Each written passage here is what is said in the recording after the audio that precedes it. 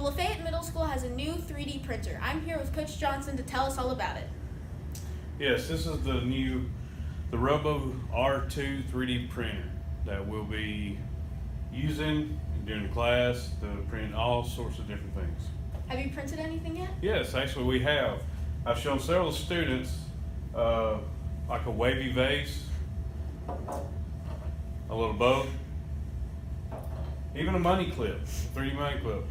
The one that they find the best is the cell phone holder. You simply set the cell phone down in there, and there it is. Can you show us how it works? Works by simply, the filament is in the back. It is fed through into the automatic feeder.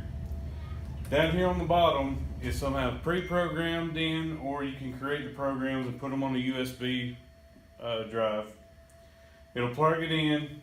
You can set whatever you want to print. Once you hit print, it'll heat up to 192 degrees, and then it'll go through and print the shape that you've created. When can some of the students expect to use the 3D printer?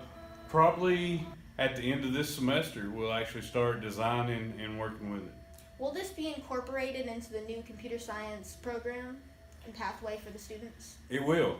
We're actually looking to actually designing and then the 3D printing, but the best thing about it is this right here is a drone. We will print the body of the drone, we'll assemble it, and then we'll let the kids go out and fly.